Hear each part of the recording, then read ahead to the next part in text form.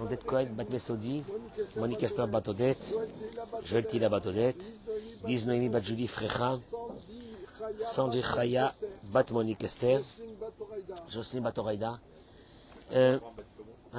Albert Abraham Ben Shlomo.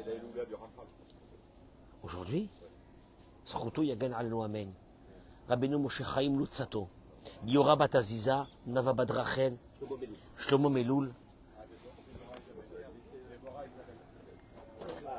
Déborah Isabelle Claire, Bat Mathilde, Bat Maïcha, Lisa Bat Simcha, Shimon Ben Mazal, Bishar Kol Chole Amecha Israël, Amen Keni Ratson. D'abord, Boker Tov. Oh là là. Qu'est-ce qu'on dit? J'ai peur de dire qu'on est bien, ça suffit de dire qu'on est bien. Combien on va dire qu'on est bien? On va tirer sur nous, je sais pas quoi. On est bien. On est bien. Todarabba Kadosh Baruch Hu Boré Olam. Regardez-moi cet arbre qui est derrière. Vous savez qu'il y avait ici avant un kibbutz. Ils ont amené des arbres de Madagascar. Cet arbre avec ses fleurs au rouge, il a un nom. Je ne sais pas si quelqu'un connaît ce nom, qui me le mette sur le... Celui qui connaît un petit peu les... Regarde comment ça égaye nos matinées ce matin, avec la bonté de Dieu, la bracha et la tzlacha d'Akadosh Baruch Hu. Vous savez que ce matin a été décidé par de nombreux rabbanim que ce matin, on nous a demandé à tous les rabbanim, au Rav Tuitou, au Rav Ben Chitrit, et à tous les rabbanim, ce matin de se joindre à une journée, avec Déborah Amar, de se joindre à une journée pour nos chatoufim, pour tous ces juifs qui sont en dessous dans la terre, qu'on ne sait pas ce qu'ils deviennent, à une journée de tsniout.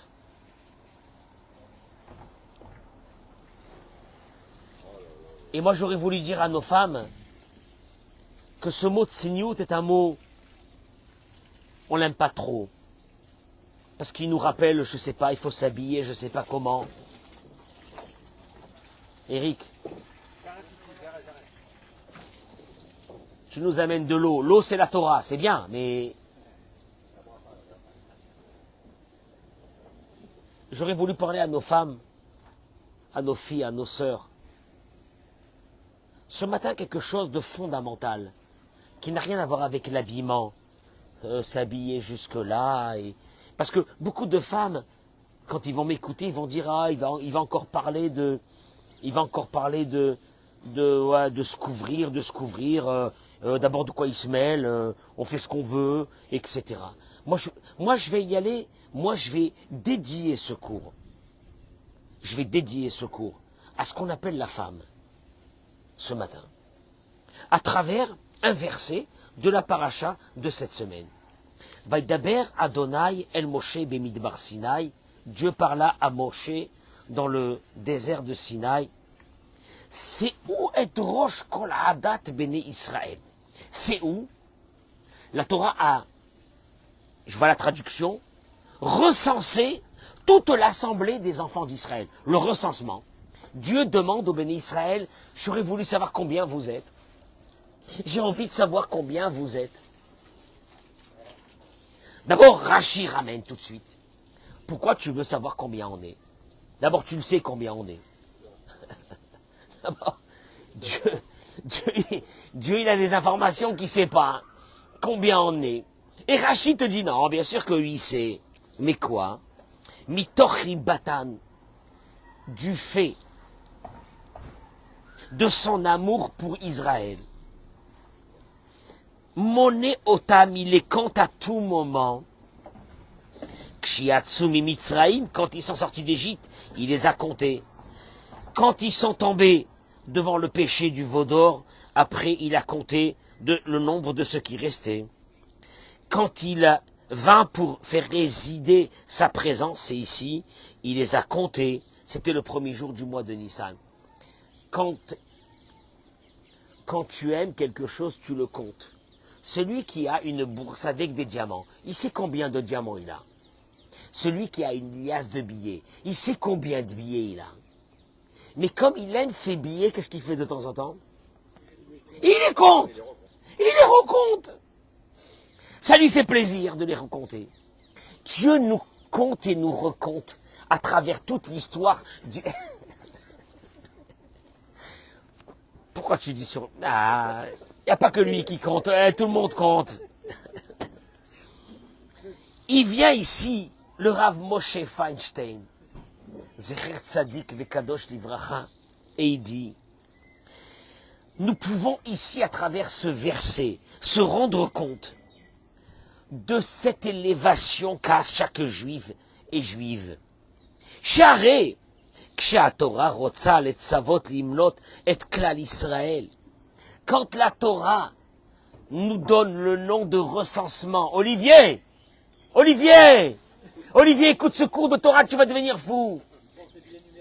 Olivier, la Torah, quand elle veut dire le mot recenser, elle aurait dû dire en hébreu, limnot, compter. Comment la Torah elle la ramène dans la paracha cette semaine? C'est où? Le mot c'est où en hébreu, pour ceux qui parlent l'hébreu, la 7, c'est de porter, c'est d'élever. Il dit Rav Moshe Feinstein, tellement que chaque juif est important pour Dieu, le plus grand et le plus petit, le religieux et le non religieux. Toi tu dis le non religieux, il ne peut pas être plus important que le religieux. Sauf que le non religieux a la même âme que le religieux. Et cette âme, c'est une partie divine. Et Dieu dit, c'est où, portez-moi ces enfants d'Israël. Mishum shekol ben Israël, il dit le Rav Moshe Feinstein, chashuv be'etzem mahuto, ou me'utad le gadlut, ou les madrigot v'gevohot. Car il n'y a pas un seul juif qui n'y a pas en lui le potentiel, Marcel, de devenir quelqu'un de grand. Je veux te dire une chose, Marcel. La vie d'un être humain s'arrête le jour où il pense que lui, il n'est pas important. Cette importance ne lui vient pas de lui. Cette importance lui vient de son âme. Le rabbi a tellement parlé de ça. Ne laissez pas un seul juif. Ne laissez pas un seul juif. Soit-il le plus loin possible du monde. Essayez, il dit le rabbi, essayez d'être des hommes d'affaires dans la religion. C'est quoi un homme d'affaires? C'est celui que quoi? La définition d'un homme d'affaires, Eric, c'est quoi? Hervé, c'est quoi? Il sent le potentiel que les autres n'ont pas senti, il le sent. Il dit le rabbi, tu vois chaque juive et chaque juif, tu sais pas ce qu'il y a derrière lui. Tu sais pas le potentiel qu'il y a derrière lui, Gérard, de chaque être humain, de chaque juif. Quand moi je vois un juif, je vois pas un être humain. Je vois le potentiel de son âme qui est une étincelle divine qui est portée à l'intérieur de lui. C'est où Dieu dit, quand vous les comptez, ne les comptez pas comme si vous comptez je sais pas quoi, des moutons. C'est où portez-les, levez-les parce qu'ils portent en eux quelque chose d'extraordinaire qui est quoi? L'avenir du peuple d'Israël. Je voudrais vous dire une chose ici, parce qu'aujourd'hui c'est la journée de la Tzniout qui a été décidée par beaucoup de personnes et par beaucoup de rabbanim. Avec un seul but, c'est que si aujourd'hui on fait plaisir à Hachem, peut-être qu'il aura pitié de nos frères qui sont dans des trous dans la terre. On m'a appelé pour me dire, est-ce que vous voulez participer à cette campagne? J'ai dit, mais qu'est-ce que ça veut dire si j'ai envie de participer à cette campagne? Mais il y a même un doute que j'ai envie de participer à cette campagne. Si on peut, nous, dans le ciel. Maintenant, je peux vous dire une chose. Parce qu'il y a beaucoup d'hommes et de femmes qui diront ce matin, qui suis-je pour que j'influe dans le ciel ce qui se passe en Israël? Juste une chose, c'est que le Talmud a dit, Chayav Adam Loma, un homme a une obligation, un homme ou une femme a une obligation de dire, Bishvili Nivra Haolam. Pour moi, en deux mots, je peux vous dire en un mot moderne, le monde tourne autour de moi. C'est une obligation. Maintenant, il y a certaines personnes qui me diront quoi? C'est un peu... C'est quoi cette idée? C'est quoi cette idée? Tu rentres dans des choses grandioses de la vie. Tu es en train de te dire que le monde tourne autour de toi. Chaya vadam lomar, bishvili nivra olam. Le monde a été créé pour moi. Traduction des mots, j'ai la possibilité, moi, où je me trouve, au Canada, en Amérique, à Paris, en banlieue, en Israël, au Panama, à Boston. Je cite les noms des endroits où les gens nous suivent tous les matins. Pour moi, le monde a été créé. Je peux influencer le monde. Et je vous en supplie, écoutez ce que je vais dire maintenant. Dans le Sefer Mitzvot Katan, vous avez entendu parler de ce livre? Sefer Mitzvot Katan, qui a été écrit au XIIIe siècle. C'est-à-dire, on est dans le temps des Rishonim, par Rav Yitzhak de Corbeil. Il y a une ville en France qui s'appelle Corbeil. Oui, exact. À Corbeil, il y avait une lumière de la Torah qui s'appelait Rav Yitzhak de Corbeil. On le cite pratiquement toute la journée dans les livres de loi. On l'appelle le SMAC. Le SMAC a écrit ce livre-là, Sefer Mitzvot Katan, le SMAC. Il fait partie des grands décisionnaires de la Torah. Il dit la chose suivante, que la tsniout, je parle à mes sœurs, la tsniout, c'est pas seulement l'habillement, la tsniout, la pudeur, fait partie des mitzvot, il décide que ça fait partie des mitzvot positifs de la Torah. Il y a des mitzvot positifs de la Torah. On a mis les tefilines, c'est une mitzvah positive. On a fait le schéma, c'est une mitzvah positive. On a fait la prière, c'est une mitzvah positive de la Torah. La tsniout fait partie des mitzvot positifs de la Torah. Où c'est marqué ça? Vehaya machanecha kadosh. Dans le Sefer Torah, vous ouvrez le livre de la Torah. On va ouvrir le livre de la Torah, Olivier. C'est marqué là-bas. Vehaya machanecha kadosh. Tant quand ta maison, ton habitation, ta ville où tu es, devra être sainte. Juste la suite du verset, elle est que si il y a toute forme de débauche dans ta maison, veshav me acharecha. Dieu il n'a jamais dit que celui qui mange du porc, je quitterai sa maison.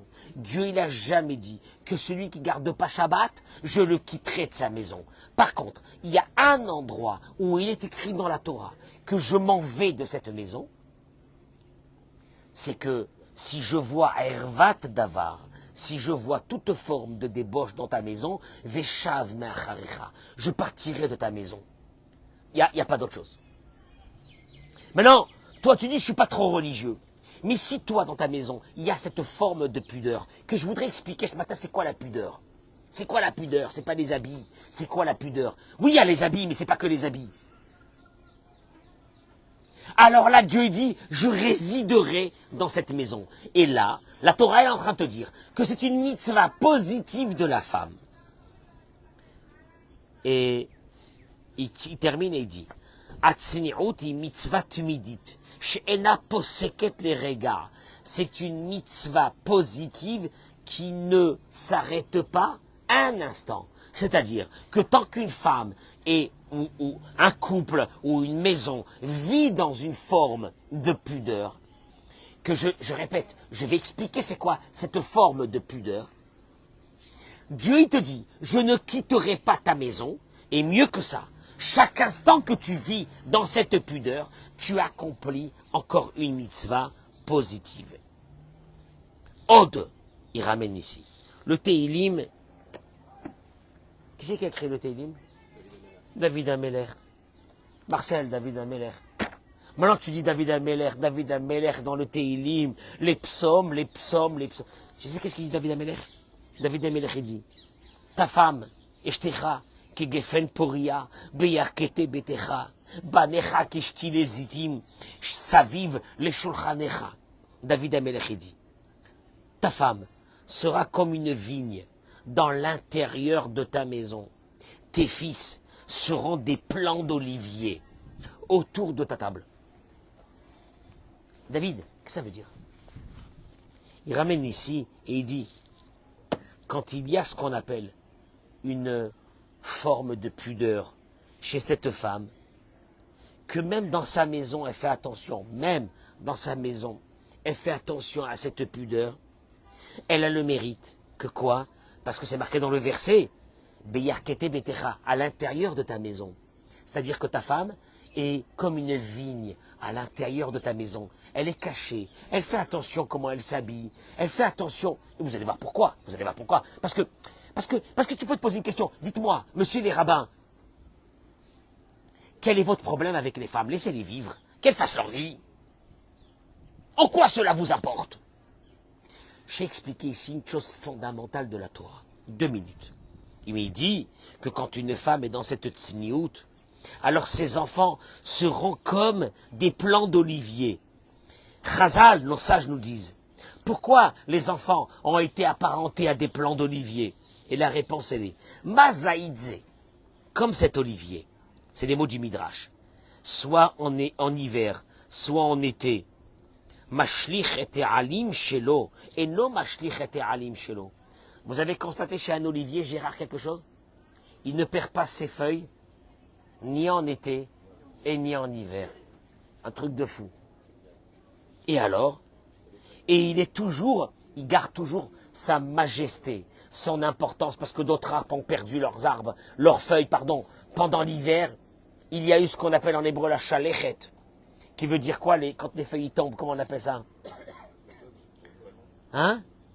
En hiver, en automne, quand les feuilles tombent de l'arbre, eh ben, l'olivier, il perd pas ses feuilles. Il est toujours important.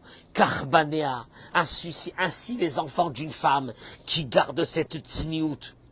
Ya'avu al kol hatelaot ha'olam hazeh bli ezek. Le Midrash, il dit, ils traverseront leur vie et toutes les épreuves qui leur arriveront ne les détruiront pas. Ils resteront éternels. L'éternité des enfants vient de la pudeur de la femme. Qui c'est qui dit? C'est pas moi. C'est qui? C'est David Ameller. Si ta femme, elle est comme une vigne à l'intérieur de sa maison, les enfants seront comme des plants d'olivier. C'est-à-dire, l'hiver, l'été, les moments difficiles de leur vie, ils auront la force de les passer. Pourquoi? Parce qu'ils ont le mérite de cette mère qui a su garder cette forme de pudeur. Et là, je voudrais expliquer quelque chose. Je voudrais expliquer quelque chose. Que, il dit le Rav, admettons, qu'il y a des femmes qui s'en fichent que Dieu se trouve dans leur maison ou non. Il dit le Rav, c'est déjà un vrai problème dans leur vie. Une femme qui dit, moi je m'en fiche, je veux avoir une vie, comment on appelle aujourd'hui? Libérée, épanouie. Libérée, épanouie. Il dit le Rav, ok, il n'y a aucun problème. Il dit, elles doivent savoir. Chez Zélonikmar basé, c'est pas simplement que cette spiritualité ne se retrouve pas dans la maison, puisque je vous ai dit que Dieu réside dans une maison où il y a de la tzniout. Bon, ok, Dieu ne sera pas là. Et là, Zegorem lekar, chez Bebetam naasa makom efker. Juste une chose, la femme qui ne se conduit pas avec une pudeur fait que cette maison devient une maison, écoutez les mots du Rav, abandonnée. Qui makom, parce qu'un endroit où Dieu ne réside pas, c'est un endroit qui est abandonné. Quelle est la définition d'un endroit abandonné, Gérard? C'est que celui qui veut, il rentre à l'intérieur. Celui qui veut la détruire, il la détruit. Celui qui veut la casser, il la casse. Parce que, pourquoi? Parce qu'elle est abandonnée. Il dit, malheureusement, celui qui veut avoir des enfants en bonne santé, celui qui veut la refoua chez les mains, celui qui veut la parnassa, il faut que Dieu réside dans cette maison. Et il y a une seule personne qui pourra faire résider dans sa maison Dieu. C'est pas l'homme, c'est la femme. À travers cette pudeur. Maintenant, moi je peux vous poser une vraie question. monsieur le rabbin, on vit dans un pays, il fait chaud. Il fait chaud. Qu'est-ce que tu veux? Vous ne pouvez pas nous parler d'autre chose que de parler de ça. Et puis en quoi ça vous importe, cette histoire de Tsiniout? Pourquoi c'est récurrent dans le peuple d'Israël, cette histoire de Tsiniout? C'est juste une question d'habillement? C'est juste une question d'habillement ou il y a autre chose comme volonté derrière ça? Il ramène le Rav. Il dit le Rav, je vais rentrer dans des choses concrètes. Je ne vais pas vous parler simplement de la Tsiniout, de la Tsiniout, de la Tsiniout, de la Tsiniout. Ça ne m'intéresse pas, il dit le Rav. Il dit une chose. Quand vous allez comprendre concrètement qu'est-ce qu'il y a derrière la Tsiniout, ça va vous encourager à l'accomplir. Il dit une chose. Kol Isha, toute femme, Shetia Amitit, qu'elle soit, là, les quelques minutes, avec moi, dans la vérité. Todé Alkar, elle va avouer si elle est dans la vérité. Chez Iloratza, elle ne veut pas, toute femme, aucune femme dans le monde ne veut que son mari, ou bien son fiancé, Istakel Anashim Achelot. Je répète, il n'y a pas une femme dans le monde qui est d'accord qu'un homme regarde une autre femme. Oui ou non? Hein? Ah, j'adore ce moment-là. J'adore ce moment-là. Quand une femme attrape le regard du mari sur une autre femme. Ces minutes dans ce monde sont comptées. Ah, et des fois ça m'arrive que j'attrape ça. Qu'un homme il est en train de regarder une autre femme et la femme se retourne et voit, elle attrape le mari à chaud. Ce moment-là, c'est un moment de solitude. C'est un moment de solitude pour le mari. Et il dit, Imken. Il dit alors. Haïm Zehegioni. Est-ce que c'est normal? Il dit une chose à la femme. Toi, si tu attrapes ton mari en train de regarder notre femme, tu peux le tuer. Est-ce que c'est logique que toi,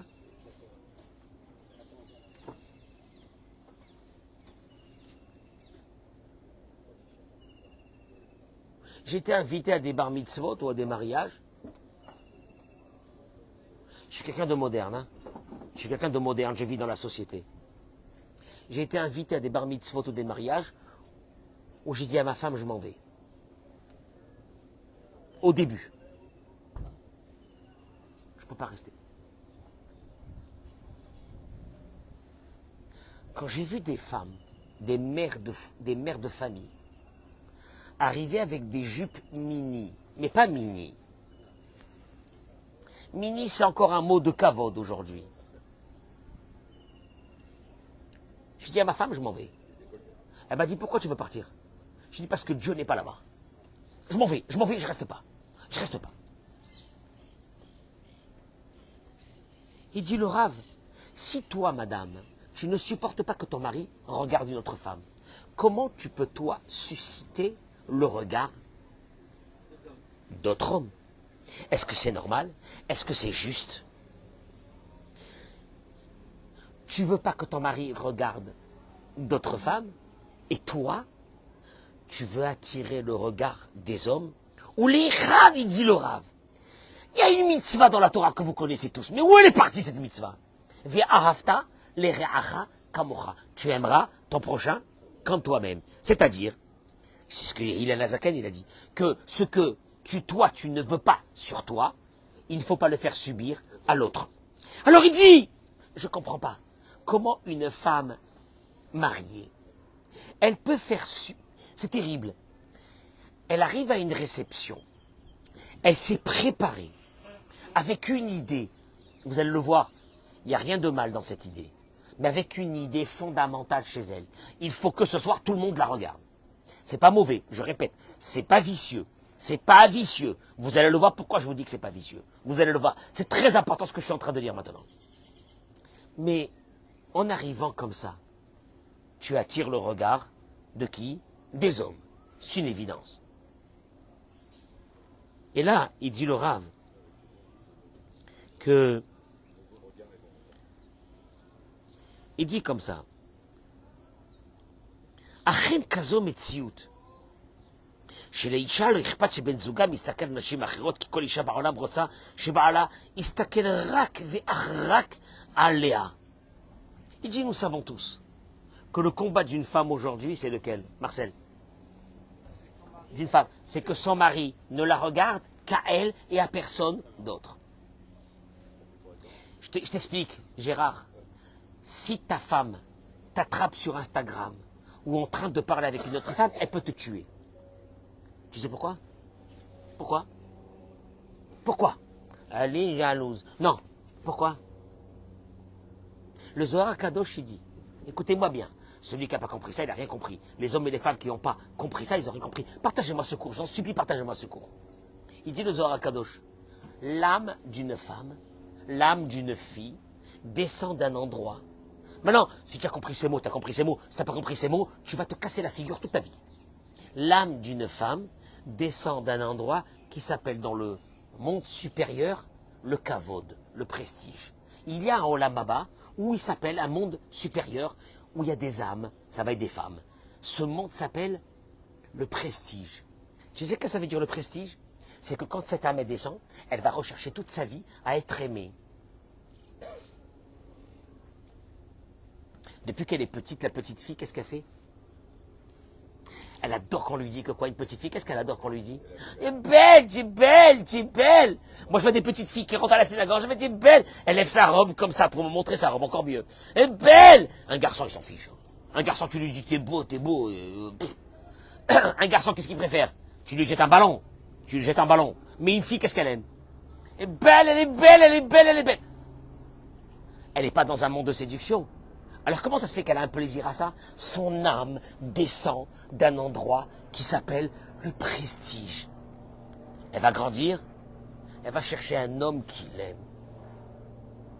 Un homme, ou que quand elle va le voir, elle sait pertinemment qu'il n'a rien d'autre dans sa vie qu'elle. Qu'il la partagera jamais. Quand moi j'accueille des couples, 99,9% de ces couples, ils ont un problème. La femme me dit, je suis seule. Je suis seule. Et le mari me dit, je la comprends pas. Je fais tout ce qu'elle veut. Tu fais tout ce qu'elle veut, mais tu n'es pas avec elle. Et une femme a un... Alors le mari lui traduit ça par quoi? Elle est quoi? Elle est quoi? Elle est saoulante. Elle est saoulante, je sais pas ce qu'elle veut. Et la femme, elle dit, vous voyez? Vous voyez? Elle me dit comme ça, vous voyez? Il ne comprend pas. Et je dis au mari, si tu n'as pas la capacité à aimer cette femme et à lui prouver qu'il n'y a personne d'autre à part elle, elle se sentira mal aimée. Et une femme qui se sent mal aimée, elle s'isole, elle se ferme, et en principe, elle disparaît.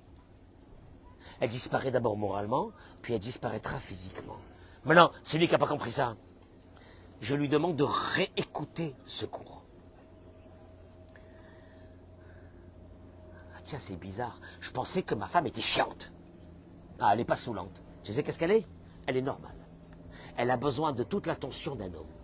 Et là, il dit le Rav, la chose suivante, que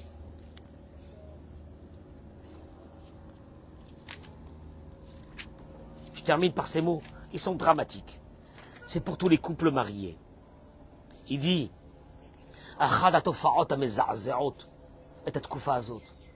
l'un des phénomènes qui nous fait trembler dans cette génération, il dit le Rav, Iboud hakavod ha'atzmi shel anashim. C'est cette perte de cet honneur de ces femmes. Je vous ai parlé que les femmes, elles ont quoi? Elles ont besoin d'avoir quoi? Cet honneur, ce prestige. Il dit, sauf qu'elles l'ont perdu. Et comment elles l'ont perdu? Cet honneur. Mafkirot et kevodam bekalut noraa bishvi kama milim shel chanoufa. Elles sont prêtes pour cet honneur, Gérard, à perdre leur vie pour quelques mots d'honneur. Je répète. Le Rav, il te dit, la faiblesse d'une femme, c'est terrible ce que je vais dire maintenant, c'est cette attention, ces mots d'amour, cette considération. Et malheureusement, elles sont des fois prêtes à perdre leur vie pour un moment de considération.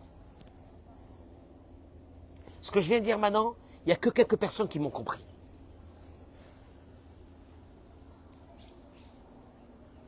Traduction des mots, il dit le Rav. Les pervers, les manipulateurs se servent de ce que je viens de dire. Pour faire tomber n'importe quelle femme, ils savent une chose, que ces femmes ont besoin de considération.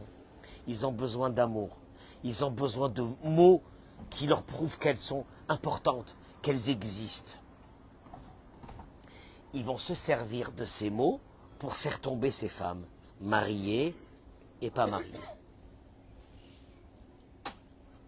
Pourquoi? Parce qu'elles ont besoin de ces mots. Adavar Rishon. Il dit le Rav. La femme doit savoir que son succès, chez Kola Mahout Shela, son prestige, c'est cet honneur. Et il dit la chose suivante. Veine Shloa Kavod Amiti. Et le problème, c'est quoi? Je choisis, je parle aux femmes, à mes sœurs, à mes filles. Ne choisissez pas d'avoir cette attention avec une facilité. Construisez-vous pour avoir cette attention. J'explique. Je le dis aux filles qui ne sont pas encore mariées, aux jeunes filles et aux jeunes femmes.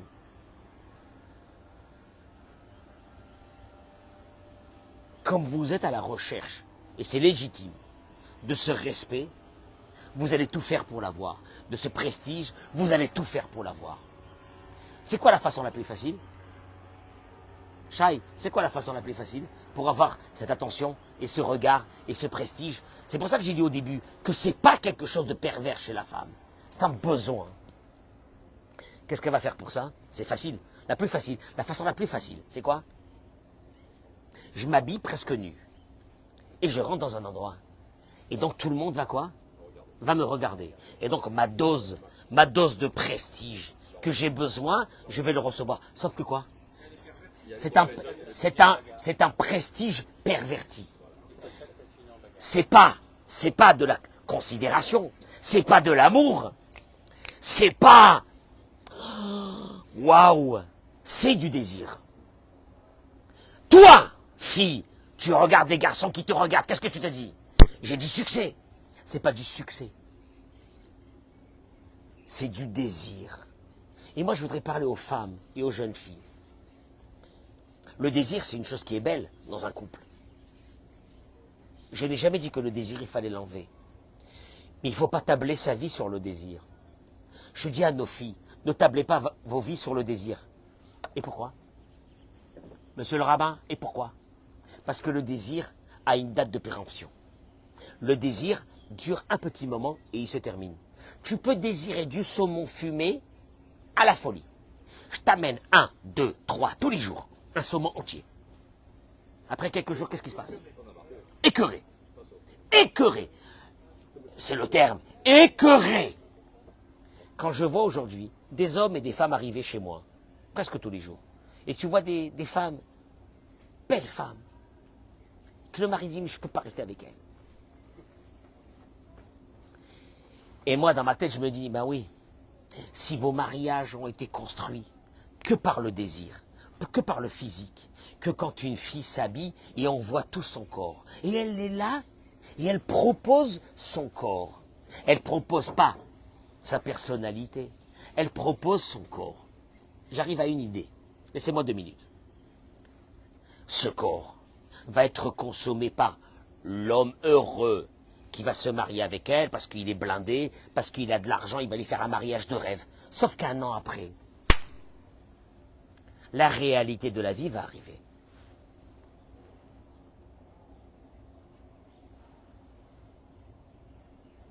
Je dis aux femmes, si vous investissez sur votre physique, vous restez au stade du désir.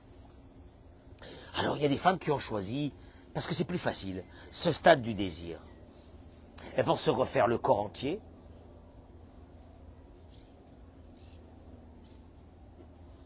Elles vont se refaire les lèvres. Tu vois les dents sortir, on dirait un lapin. Ça fait peur. Et c'est les lèvres, les lèvres. Je ne sais pas quelle connotation ça a, ces lèvres, mais les lèvres. Et elles ont toutes les mêmes lèvres. Et tu vas te rendre compte que toutes les femmes ont commencé à se ressembler. C'est ça qui est terrible, c'est une malédiction. Elles ont toutes les mêmes lèvres, puisque les lèvres, tu sais ce que j'ai remarqué, une chose, Gérard? Je crois que je vais le breveter, cette idée. La bouche, la bouche, la bouche, c'est ta, comment on appelle ça? C'est ton empreinte digitale de ton visage. Gérard, Chai, j'ai reconnu des élèves par leur bouche et leur dentition. Je les ai reconnus des années après quand ils m'ont souri et que je ne les avais pas vus depuis qu'ils étaient petits. Je les ai reconnus. Elles enlèvent. Je suis obligé de faire ça. Ah, mais je suis obligé de faire ça. Sinon quoi? Sinon je ne vais pas trouver un garçon.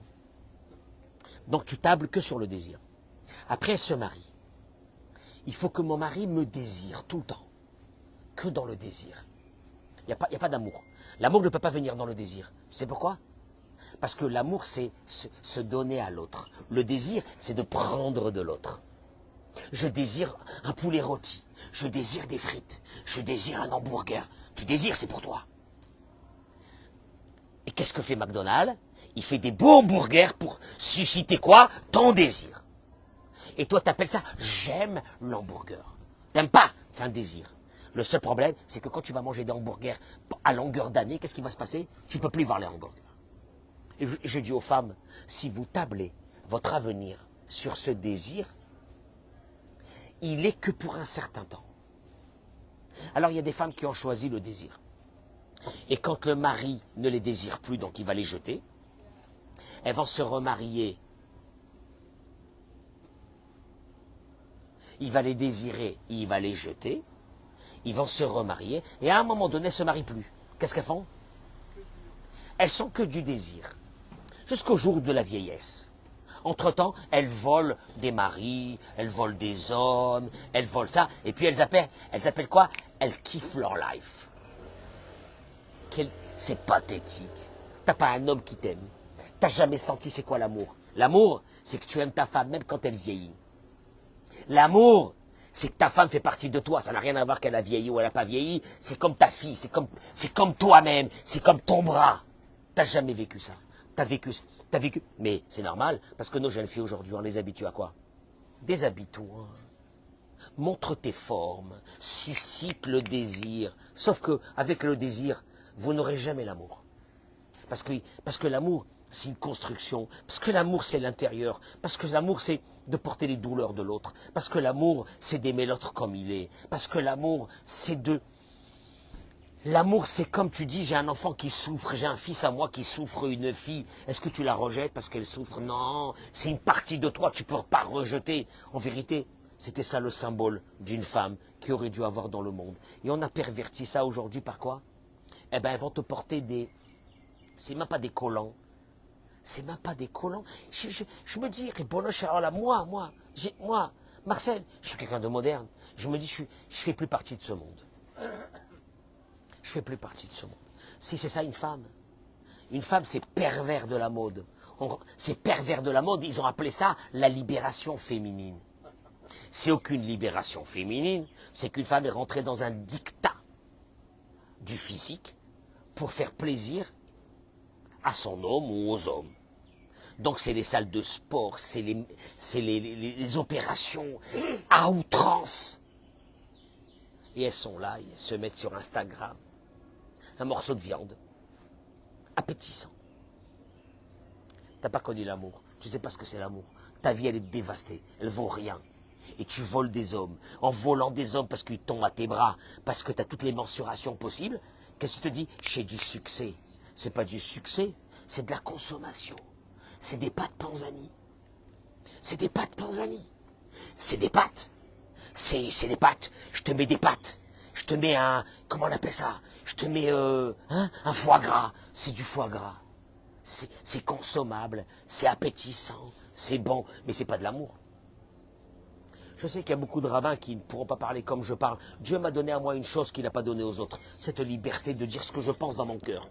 Et vous savez pourquoi? Parce que moi, c'est femmes et c'est filles. C'est mes femmes, c'est mes filles. C'est mes filles à moi. C'est mes filles. c'est les filles du peuple d'Israël, c'est ceux qui devraient porter le monde à Kadosh Baruch Hu. Il a dit, c'est où et Rosh Kol Adat Béné Israël. Moi, chaque juif et chaque juif, portez-les, portez-les, portez-les, c'est des âmes, c'est une étincelle divine de moi. Et quand tu vois ces filles rentrer avec un mini où il n'y a plus rien à cacher, j'ai envie de dire, ma chérie, ben mettre la main. Quand tu vaux rien, t'es rien, toi, t'es rien, t'es qu'un corps, t'es une spaghetti, t'es quoi? T'es quoi, Béhémet? Tu vas porter des bébés, tu vas les éduquer, mais les femmes, c'est les patronnes. Les femmes, c'est les chefs du peuple d'Israël. Moi, je vous le dis aujourd'hui, je ne le dis pas pour enjoliver l'histoire vis-à-vis des femmes. Je suis arrivé à une constatation dans ma vie. La maîtresse de la maison, la patronne de la maison, c'est qui, Marcel? La patronne de la maison, c'est qui? Mince. Mais dis-le, Béhémet, à un moment donné. Ouais, c'est... Non, mais allô, c'est pas de la rigolade. C'est la vérité. Les patronnes de nos maisons, les gardiennes de nos maisons, les maîtresses de nos maisons, c'est nos femmes. C'est nos femmes. La seule chose que je m'inquiète, c'est sur la génération à venir. Quand tu les vois, c'est pathétique. Je te jure, c'est pathétique. Moi, j'aime bien les gens qui font du sport. Là, il y a une salle de sport. Moi, j'aime bien les gens qui font du sport. J'adore le sport. J'adore faire du sport. Et c'est important, etc. Mais quand je vois certaines femmes, elles souffrent le martyre. Parce que tu vois qu'elles ont du poids. C'est dur. Mais pour elles, c'est une question de survie. Parce que si elles restent avec ce poids, peut-être l'homme avec qui elles sont, ou peut-être elles sont à la recherche d'un homme, elles ne le trouveront pas parce qu'elles ont quelques kilos en plus. C'est horrible. Maintenant, tu prends cette femme, tu parles avec elle. Des qualités de malade. Mais qui c'est qui regarde ces qualités de malade? Puisqu'aujourd'hui, on est rentré dans une situation où une fille qui a quelques kilos en plus, elle aura du mal à se marier. C'est peut-être la meilleure femme du monde. T'as pas honte? Ah ben, monsieur le rabbin, vous savez, on vit dans une société qui a été, il dit le Rav, elle a été régie par des pervers sexuels, qui ont appelé ça la libération féminine. Ils n'ont pas amené à la femme à la libération féminine, ils l'ont amené à l'esclavage de la consommation de ces femmes. Avant, ça n'existait pas ça. Avant, on allait chercher une fille par rapport à ses qualités. Aujourd'hui, on cherche une fille par rapport à quoi? Par rapport à son physique. Sauf que le physique, le problème, c'est quoi? C'est que le physique, tu vas le manger. À un moment donné, tu vas te dégoûter, tu vas venir chez Rav Cohen. Tu vas dire, voilà, je suis sur le bord du divan. Qu'est-ce qu'il y a? Moi, il y avait de l'amour, il n'y a plus d'amour. Non, il y avait de la passion, il y avait du désir, il n'y a plus de désir. Il y avait du désir, il n'y a plus de désir. Tu as consommé le saumon, il n'y a plus de désir. Vous savez comment on appelle tout ça? La tsiniout. Qu'une femme comprenne qu'elle n'est pas un corps. Oui, son corps c'est important, mais qu'elle n'est pas qu'un corps. Ah, elle n'est pas qu'un corps, parce qu'un corps c'est un moment, elle est une âme. Et moi je voudrais qu'on dise à nos filles, moi c'est ce que j'ai inculqué à mes filles, les qualités, le travail, les études, les qualités humaines. Bien sûr, si toi, maman qui me regarde maintenant, pour toi les qualités de tes filles, c'est leur mensuration, elles auront du succès. Elles se marieront. Et le désir disparaîtra et elles reviendront chez toi à la maison. Parce que tu as inculqué à tes enfants que ce qui compte, c'est le physique. On vit dans une société, monsieur le rabbin, vous ne comprenez pas, moderne. Meurs! C'est ça la société moderne, alors va mourir!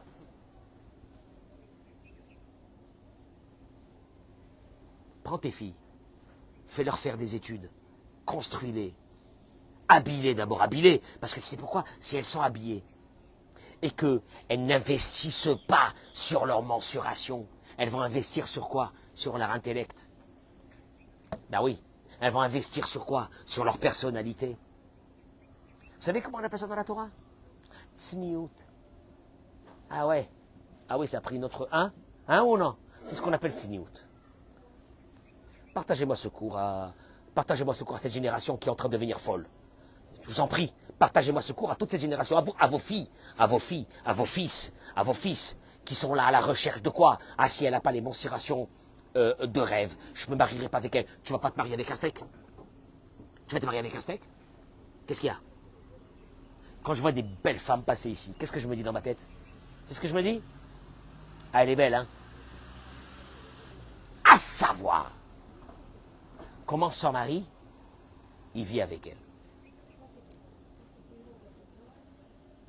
Je sais pas. Est-ce que la beauté amène le bonheur? Pas du tout. Il y a des monstres très belles. Il y a des monstres qui sont très belles. Il y a des femmes, c'est des monstres qui sont très belles. Et je le dis à mes enfants, je le dis à tout le monde. Le physique, il faut qu'une fille, elle te plaise. Et pas plus que ça. Après, va chercher, va fouiller. Parce qu'après le physique, qui va durer 1 an, 2 ans, il restera la personnalité. Tu es d'accord avec moi, Chai? Dis à tes filles, dis à tes enfants. On se couvre. Pourquoi on se couvre? On n'investit pas que dans le physique. On s'habille bien, on va être chic, etc. Il n'y a aucun problème. On va être belle, on va être bien mise, on va être propre, on va être tout ce que tu veux. Mais on n'investit pas sur le physique. On investit sur autre chose. Parce que l'autre chose, c'est la personnalité. Et la personnalité, elle est éternelle. Le physique, c'est pour quelques mois. Donc je le dis à toutes les belles filles. Si vous avez investi que sur le physique, vous allez avoir du succès. Il durera quelques mois de consommation et après vous serez dehors. J'aurais bien voulu que beaucoup de rabbins abordent ces sujets ce matin de cette sniout, qui veut dire en vérité la construction de la personnalité de l'être humain. Je vous laisse réfléchir. Bracha v'hatzlacha, toda rabba, Yom Tov. Amen.